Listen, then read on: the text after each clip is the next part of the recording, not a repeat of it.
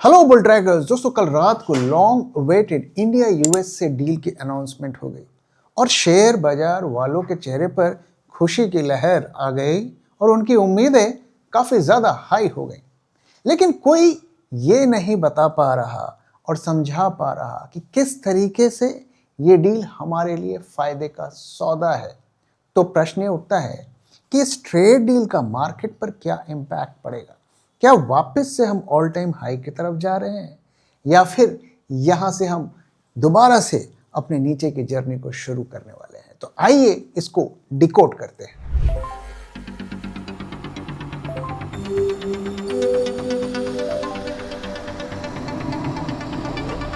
जब मार्केट की हो बात, बेटर आस्क बुल ट्रैक। तो आइए पहले समझते हैं कि ट्रेड डील में क्या है और इसका क्या इम्पैक्ट होने वाला है। तो जैसा कि हम जानते हैं कि कल रात को इसकी अनाउंसमेंट हो गई और थोड़ा फनी है, सरप्राइजिंग है कि अनाउंसमेंट किसने किया।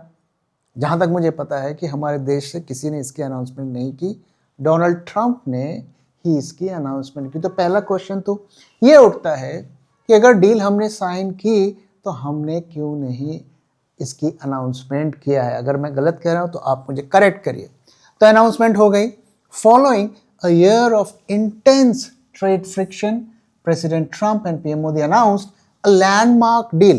अब पहले ट्रंप ने ट्वीट करके अनाउंसमेंट किया और फिर जो है जो हमारे सुप्रीम लीडर हैं उन्होंने फिर उसको कंफर्म किया।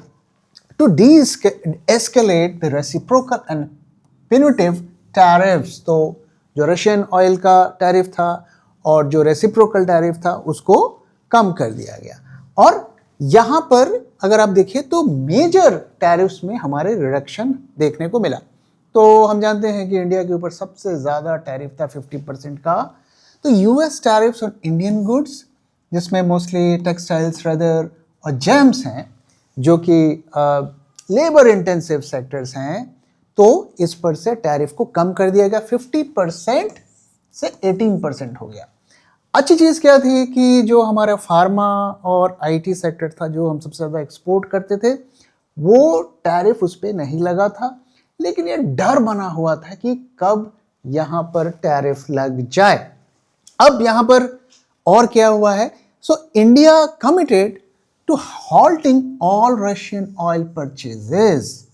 तो इंडिया ने कमिट किया है कि हम ज़ीरो कर देंगे जो हमें 15-20 डॉलर सस्ता तेल मिलता था, जिसका हमें फ़ायदा होता था, उसको हम बंद कर देंगे। And shifting sourcing to the US and Venezuela. तो अब हमें वेनेजुएला से भी ऑयल खरीदना पड़ेगा। तो रशिया से ऑयल थोड़ा जल्दी आ जाता था, सस्ता भी पड़ता था, अब महंगा भी आएगा और वेनेजुएला से आएगा। और जो सबसे सरप्राइजिंग है वो ये है कि हमने $500 बिलियन का प्लेज किया है। India pledges to purchase over 500 billion in US products, जिसमें एनर्जी है यानी कि क्रूड है, एग्रीकल्चर है, वेरी सरप्राइजिंग। साथ में हम टेक्नोलॉजी भी लेंगे और कोल भी लेंगे।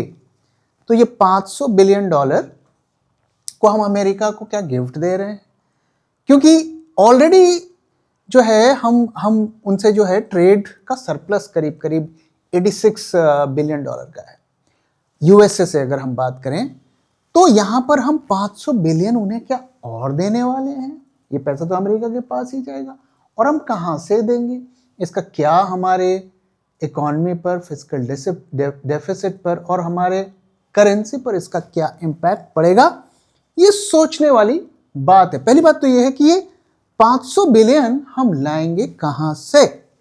और India will move towards zero tariff on US imports, reversing its protectionist stance। तो देखिए कितनी अच्छी डील है कि जो हम अमेरिका में प्रोडक्ट्स भेजेंगे उसमें तो टैरिफ कम कर दिए गए, 18% लगेंगे, लेकिन अमेरिका से जो आएगा वो ज़ीरो टैरिफ आएगा। कितनी बढ़िया डील है। तो ये मतलब बढ़िया डील किसके लिए है, क्या इंडिया के लिए है, यूएसए की डील है? आपको क्या लगता है, बताइए। इन ग्लोबल स्टॉक्स को चेक करिए, इन्होंने last year up to 15 times तक का प्रॉफिट दिखाया। क्या आप इस तरह की फ्यूचर के ग्लोबल ग्रोथ स्टोरीज पे इन्वेस्ट करना चाहते हैं तो देर किस बात, join the league of serious investors. इस बार सिर्फ इंडियन स्टॉक्स ही नहीं, ग्लोबल भी। और ये है हमारे पिछले invest for alpha workshop sessions का review. See you in the master class, this time beyond boundaries, beyond the limit. Invest for alpha 3, be limitless. अब ये प्रश्न उठता है कि ये जो डील हुई है, क्या ये बराबर की डील हुई है जिसमें दोनों पार्टीज बराबर हैं, या फिर ये एक मजबूरी में की गई, लाचारी में की गई डील है। तो बेनिफिट्स फॉर इंडिया, पहले बात करते हैं कि हमारे को क्या बेनिफिट मिलेगा। तो एक्सपोर्ट पे रिवाइवल होगा, तो जो हमारे टेक्सटाइल, जेम्स, ये सब सेक्टर्स थे, फिशरीज, इस पे प्रॉब्लम आ गई थी, लेबर इंटेंसिव थे, लोगों की नौकरियों पर खतरा हो रहा था। और अब काफ़ी हद तक उसकी भरपाई भी जो ईयू के साथ डील हुई थी वो हो भी रही थी, लेकिन उसमें थोड़ी सी हमें छूट मिलेगी। So immediate relief for labour intensive sectors previously choked by 50% duties, इस पर इम्पैक्ट पड़ा था, इसमें कोई डाउट नहीं है। Market edge, Indian goods 18% tariff लगेगा, now more competitive than competitors like Vietnam and China. तो देखिए यहाँ पर इंडिया का अगर आप कंपैरिजन करेंगे तो ऐसा, हम जहाँ पर ज़्यादा एक्सपोर्ट करते हैं अमेरिका को, उसमें हमारा बहुत ज़्यादा कंपटीशन नहीं है। फार्मा में नहीं है, आईटी में भी नहीं है, जेम्स ज्वेलरी में भी नहीं है। टेक्सटाइल जहाँ पर वियतनाम को एज है, बांग्लादेश को एज है, वहाँ पर हम करते नहीं, हम थोड़े पिछड़े हुए हैं। और चाइना के साथ तो हमारा कोई बराबरी ही नहीं है, हम बराबरी, कम से कम एक्सपोर्ट्स में तो हम बराबरी नहीं कर सकते, क्योंकि सबसे ज़्यादा ट्रेड चाइना यूरोप और अमेरिका के साथ करता है।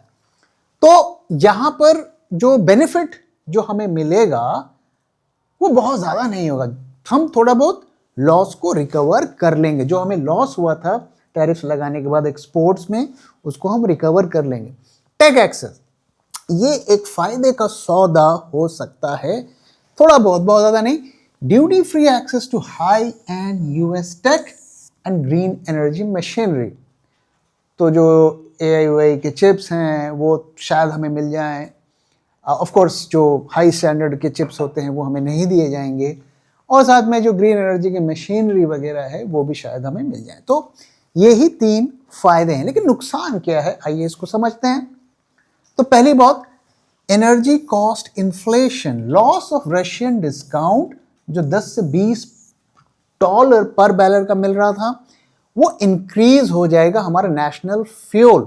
तो जो हमारा इतना करीब $14.6 बिलियन जो हम बचा रहे थे रशियन ऑयल से, वो अब हमें देना पड़ेगा। करीब करीब 1 लाख करोड़ से ज़्यादा का हमको चपत लग रही है, क्योंकि हम महंगा ऑयल खरीद रहे हैं। For expression, the massive 500 billion purchase commitment में strain India's trade deficit.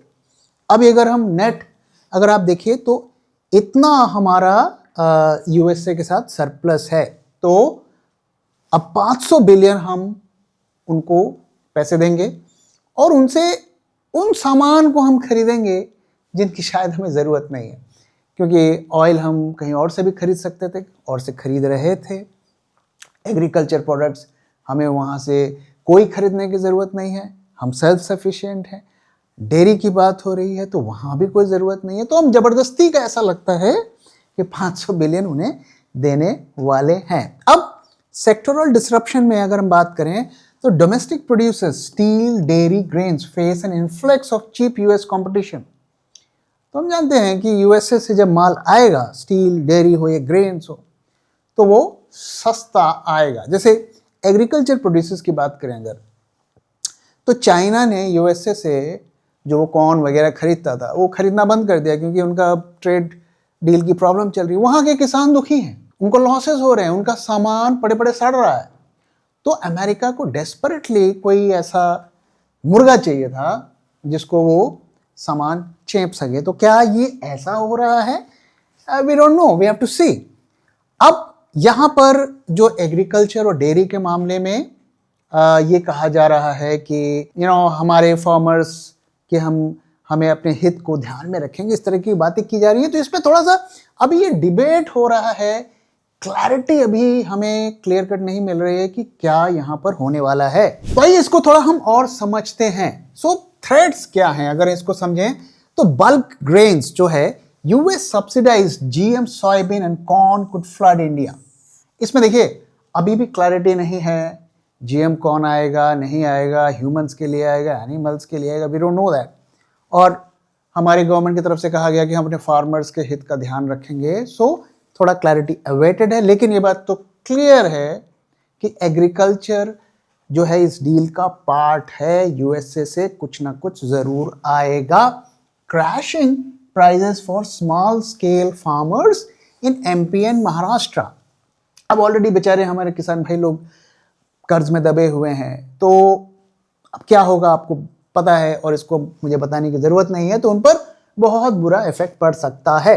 Dairy and poultry, lowering barriers to US milk solids and chicken legs threatens the livelihood of 80 million rural households. Total access versus safeguard. अब यहां पे देखिए ऐसा कहा जा रहा है कि यूएस से मिल्क सॉलिड्स आएगा। मिल्क सॉलिड क्या होता है? दूध का पाउडर, उसे घोल घोल के दूध बनाया जाएगा जो कंपनियां खरीदेंगी, और ये सस्ता मिलेगा। यूएसए में दूध सस्ता है, ओके। और चिकन लेग्स ये भी आएंगे, क्योंकि वहाँ पर रेस्टोरेंट्स में अगर आप जाएंगे तो वो फोर्क और नाइफ से खाते हैं, तो ब्रेस्ट, चिकन ब्रेस्ट को ज़्यादा यूज़ किया जाता है। और केएफसी वगैरह फास्ट फूड जो स्टोर्स होते हैं वही ये चिकन लेग्स का इस्तेमाल करते हैं, तो वो अब इंडिया में आएगा। बाय द वे, जो वहाँ के चिकन होता है या अमेरिकन चिकन, उसमें कोई टेस्ट नहीं होता है, you will not like it. तो ये हमारे जो लाखों करोड़ों लोग हैं जो ये मुर्गी वर्गी पालते हैं, उनको नुकसान होने वाला है। तो यहाँ पर सिचुएशन क्या है कि अमेरिका बोल रहा है कि हमने तो भाई ट्रेड डील में टोटल एक्सेस चाहिए। इंडिया बोल रहा है कि हम अपने फार्मर्स और अपने पब्लिक को सेफगार्ड करेंगे। तो यहाँ पे थोड़ा कॉन्फ्लिक्ट है, अभी क्लैरिटी नहीं है कि क्या दूध आएगा, क्या चिकन आएगा, कितना आएगा और कैसे हम अपने फार्मर्स के हित को प्रोटेक्ट करेंगे। तो इस पर अभी थोड़ा सा डिबेट चल रहा है, क्लैरिटी नहीं है, तो हमें थोड़ा वेट करना पड़ेगा। साथ में contamination risk, influx of GM US GM crops could harm India, non GM premiums to EU and Japan market. देखिए ये जीएम क्रॉप जो होती है, ये मॉडिफाइड, जनरली मॉडिफाइड क्रॉप्स होती हैं, इसमें कई तरीके की प्रॉब्लम्स होती हैं, कई कंट्रीज इसको अलाउ नहीं करते हैं, हमने भी यहाँ पर बैन करके रखा है। लेकिन अगर ये जीएम क्रॉप इंडिया में आएगा तो हम जो एक्सपोर्ट करते हैं ईयू और जापान को ज़्यादा प्राइस पे, ये कह के कि हमारे यहाँ जीएम यूज़ नहीं होता है, वो प्रीमियम वी विल लूज, तो ये भी नेगेटिवली इम्पैक्ट करेगा। अब अगर हम बेनिफिट्स की बात करें तो जो हमारा बासमती राइस है, ऑर्गेनिक स्पाइसेस है, टी है, इस पे थोड़ा सा हमें बेनिफिट मिलेगा। और साथ में जो वहाँ से टेक्नोलॉजी ट्रांसफ़र हो सकती है, जैसे कि जो कोल्ड चेन्स एक्सेट्रा, और हम जानते हैं कि इससे फ़ायदा किसको होगा, वी ऑलरेडी नो दैट। अब यहाँ पर अनरिजॉल्व इशू क्या है? Lack of clarity on red lines. Did India successfully exempt dairy and poultry from the zero tariff list? इस पर अभी क्लैरिटी अवेटेड है, बहुत ज़्यादा डिटेल्स आई नहीं है। और जिस तरीके से डोनाल्ड ट्रंप ने अपनी तरफ से एक तरफा अनाउंसमेंट किया है, तो हमारी तरफ से अभी तक डिटेल्ड हमें नहीं बताया गया है कि क्या इसमें इंक्लूडेड है, क्या नहीं है। ये कहा जा रहा है कि हम अपने पब्लिक का और अपने फार्मर्स के हित को ध्यान में रखेंगे, लेकिन कैसे रखेंगे इस पर अभी क्लैरिटी अवेटेड है। अब जो वहाँ के जो सेक्रेटरी ऑफ एग्रीकल्चर हैं, आप ये कह सकते हैं कि एग्रीकल्चर मिनिस्टर है यूएसए की, ब्रूक रॉलिंस, उनका क्या कहना है? Thank you POTUS for once again delivering for our American farmers. तो धन्यवाद कर रही हैं कि ट्रम्प जी आप महान हैं, आपने हमारे किसानों को बचा लिया। New US India deal will export more American farm products to India. उनके हिसाब से तो हम ज़्यादा बेचेंगे इंडिया को। India's massive market lifting prices and pumping cash into rural America. तो मैं वही कह रहा था कि 500 बिलियन हम गिफ्ट दे रहे हैं, कि वो कह रहे हैं कि भाई यहाँ से माल आएगा और कैश हमारे फार्मर्स के पास जाएगा। देखिए कितनी अच्छी सरकार है, अपने फार्मर्स के बारे में कितना कुछ सोचती हैं। In 2024, America's agriculture trade deficit with India was 1.3 billion. India's growing population is an important market for American agriculture. भैया हम तो उनके लिए मार्केट हैं, हमसे वो पैसे लूटेंगे और हम उन्हें देंगे और उनके पास जाएगा. Agriculture products in today's deal will go a long way to reducing this deficit. तो इंडिया को माल बेचो, डेफिसिट अपना कम करो. America first victory on top of the dozens of deal for agriculture. तो वो तो अमेरिका फर्स्ट सोच रहे हैं, क्या हम इंडिया फर्स्ट सोच रहे हैं? शायद आगे सोच लें, लेकिन फिलहाल तो ये डील देख के नहीं लग रहा है कि हम इंडिया फर्स्ट सोच रहे हैं. तो एग्रीकल्चर के बाद जो दूसरा धक्का हमें लगने वाला है वो है ऑयल में. तो हम जानते हैं कि रशियन ऑयल हमें offer deep discount but carried a 25% tariff extra जो लगाया गया था. वेनेजुएला का जो ऑयल है लॉजिस्टिकली मोर एक्सपेंसिव है क्योंकि ज़्यादा दूर से आएगा and potentially requires refinery retooling but removes the geopolitical penalty cost. तो वहाँ का जो क्रूड होता है ना वो काफ़ी गाढ़ा होता है, उसकी प्रोसेसिंग थोड़ा डिफरेंट होती है, तो प्रोसेसिंग कॉस्ट भी ज़्यादा होता है. तो ये हमारे लिए कोई बहुत ज़्यादा फ़ायदे का सौदा नहीं है. अगर हमें सस्ता मिलता है तभी ये फ़ायदे का सौदा होगा. और मॉनेटरी लॉस अगर देखें तो India was projected to lose 20 to 30 billion annually under 50% regime. इतना नुकसान हमें हो रहा था, लेकिन अब हम 500 बिलियन देने वाले हैं. While the loss of Russian discount is multi-billion dollar cost, the recovery or 87 billion in annual US exports makes the deal a net economic survivor. तो हम यही सेलिब्रेट कर सकते हैं कि हम ये सब करके हमने जो यूएसए को जो हम एक्सपोर्ट करते हैं उसे काफ़ी हद तक बचा लिया. तो ये डील के ये मेजर पॉइंट्स हैं. अभी ज़्यादा इन्फॉर्मेशन नहीं है, ये जितना हमें समझ आया हमने आपके साथ शेयर किया. अब आप मुझे बताइए, ये डील की सारी डिटेल्स आपने और जगह भी पढ़ी होगी, हमने भी कुछ फैक्ट्स आपके साथ शेयर किए. आपको क्या लगता है इस डील से हमने क्या पाया? क्या हमारे लिए ये एक बेनिफिशियल डील है या नहीं है? और अगर बेनिफिशियल है तो कितनी है? और आप मुझे बताइए कि इसका मार्केट पर क्या पॉजिटिव या नेगेटिव इम्पैक्ट पड़ सकता है. जो डेटा मैंने आपके साथ शेयर किया, मुझे इस डील में अभी तक कोई भी मेजर पॉजिटिव्स नहीं दिखते हैं. हाँ, 2-3 चीज़ें हैं जो फ़ायदे का सौदा साबित हो सकती हैं, लेकिन क्या ये हमारी कंपनी के प्रॉफिट्स और मार्केट में गेन का कोई यहाँ पर हमें इंडिकेशन दे रहा है? कम से कम मुझे तो नहीं लगता. आप क्या सोचते हैं? ज़रूर इसके बारे में अपना फीडबैक शेयर करिए. अब आइए मार्केट की तरफ चलते हैं. आज का मार्केट जो है काफ़ी शानदार, हमें मार्केट में रिकवरी देखने को मिली. पिछले कई दिनों से मार्केट पैनिक में था. बजट के दिन तो बहुत ज़्यादा पैनिक था. कल के दिन सेकंड हाफ में हमें रिकवरी देखने को मिली और आज उसके बाद शानदार हमें गैप अप देखने को मिला. हालांकि मार्केट्स अपने टॉप पर सस्टेन नहीं कर पाए और वहाँ से ड्रॉप देखने को मिला, लेकिन हमने आज 640 पॉइंट्स का गेन किया और एडवांस डिक्लाइन भी देखिए काफ़ी अच्छा था. करीब 47 स्टॉक्स अप रहे और 3 स्टॉक्स डाउन रहे. बैंक निफ्टी में सारे के सारे स्टॉक्स अप रहे. और जो सबसे गौर वाली बात है कि 16 स्टॉक्स ने 3% से ज़्यादा का गेन दिया निफ्टी में. बैंक निफ्टी में भी 3 स्टॉक्स ने ज़्यादा गेन दिया और ऐसा लग रहा था कि काफ़ी शॉर्ट पोजीशंस बनी हुई थी और आज मैसिवली उन्हें कवर किया गया है. ऐसा मैं क्यों कह रहा हूं, मैं आगे डेटा आपको दिखाऊंगा. सारे के सारे सेक्टर्स अगर आप देखेंगे तो ये ग्रीन पर हैं और सबसे ज़्यादा हमें Nifty reality, health care, consumer durables, Nifty pharma, metal, सब में हमें शानदार रैली देखने को मिली. हालांकि एफएमसीजी और आईटी ने थोड़ा सा अंडर परफॉर्म किया. अब अगर सेंटिमेंट ट्रैकर की बात करें तो यहाँ हमें क्या देखने को मिला, तो कल के दिन निफ्टी जो है बुलिश टेरिटरी पर चला गया था और आज उसमें थोड़ा सा हमें फॉल देखने को मिला है. मतलब बुलिशनेस की इंटेंसिटी थोड़ी कम हुई. हालांकि मार्केट्स ऊपर गए हैं, लेकिन जो मार्केट का इंटरनल डेटा है वो बहुत ज़्यादा बुलिश नहीं लग रहा है. लेकिन बैंक निफ्टी में उल्टी सिचुएशन देखने को मिल रही है और यहाँ पर बुलिशनेस बढ़ी है. तो ओवरऑल निफ्टी में आज के दिन उतनी स्ट्रेंथ नहीं देखने को मिली जितनी बैंक निफ्टी में देखने को मिला. अब आइए आज का डेटा देख लेते हैं कि डेटा में हमें क्या दिख रहा है. तो 3 फरवरी है और हम डायरेक्ट 25,100 से 25,700 पे पहुंच गए। जब ओपनिंग हुई थी तो हम जो 2600 के आसपास थे वहां से थोड़ा नीचे जाकर क्लोजिंग हुई है, तो 640 पॉइंट्स का गेन हमें देखने को मिला है। अगर हम वोलेटिलिटी की पिक्चर देखें तो फियर कम हुआ है क्योंकि 2 दिनों से मार्केट्स ऊपर जा रहे हैं।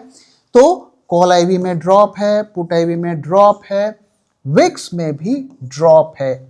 ऑलमोस्ट हम 13% के आसपास हैं, जबकि हमारा जो पीक था बजट डे में वो 15 था और काफ़ी टाइम से हम 14 के आसपास भी यहाँ पर आप देख सकते हैं कि चल रहे थे।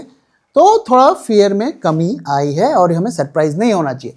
पुट कॉल रेशियो काफ़ी इंटरेस्टिंग है। देखिए यहाँ पर मैंने आपके साथ शेयर किया था कि ये काफ़ी अनरियलिस्टिकली लोअर लेवल पर चला गया था, एक रिकवरी हमें देखने को मिली।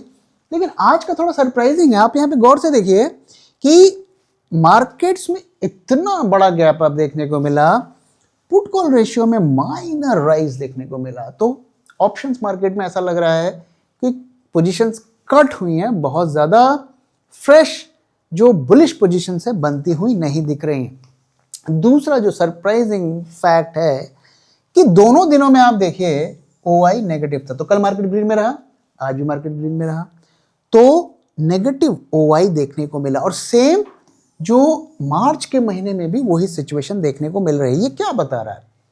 ये बता रहा है कि बेशक जो शॉर्ट पोजीशंस हैं वो कट हुई हैं, इसलिए ओआई नेगेटिव में गया है।